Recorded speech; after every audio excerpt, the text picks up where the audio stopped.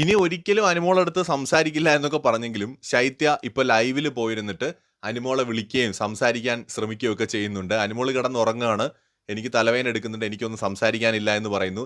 അടുത്ത് പോയിട്ട് എടീ എടീ എനിക്ക് സംസാരിക്കണോടി, എടീ എടീ എനിക്ക് നിന്നോട് സംസാരിക്കണോടി എന്നൊക്കെ പറഞ്ഞിട്ട് ശൈത്യ ട്രൈ ചെയ്യുന്നുണ്ട്.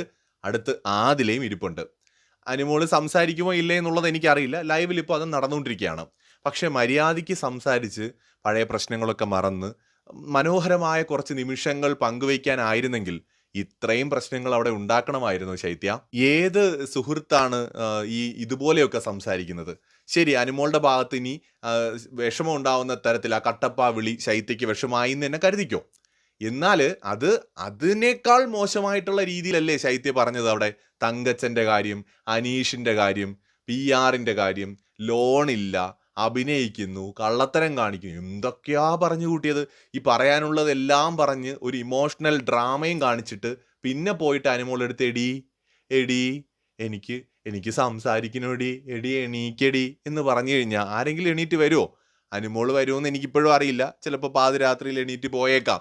എന്തായാലും എപ്പിസോഡിൽ എണീറ്റ് പോയതായി കണ്ടിട്ടില്ല. ഇപ്പോൾ ലൈവിൽ ഇതുവരെ എണീറ്റ് പോയിട്ടില്ല.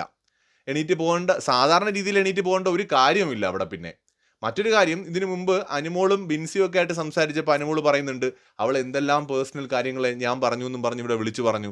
എനിക്കും വേണമെങ്കിൽ പറയാമായിരുന്നു.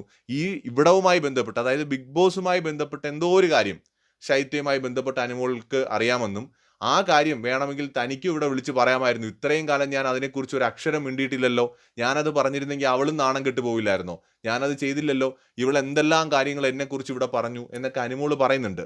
ഈ കാര്യം പിന്നീട് പോയിട്ട് ബിൻസി ശൈത്യയുടെ അടുത്തും പറയുന്നുണ്ട്. അതിന് ശേഷമാണ് രാത്രിയിൽ ഉറങ്ങിക്കിടക്കുമ്പോൾ ശൈത്യ പോയിട്ട് അനുമോളെ എടി എടി എണീക്കടി എന്ന് പറഞ്ഞ് പോയി വിളിക്കുന്നത്. എന്താ അല്ലേ? കൂടുതൽ അപ്ഡേറ്റ്സുമായി വീണ്ടും വരാം.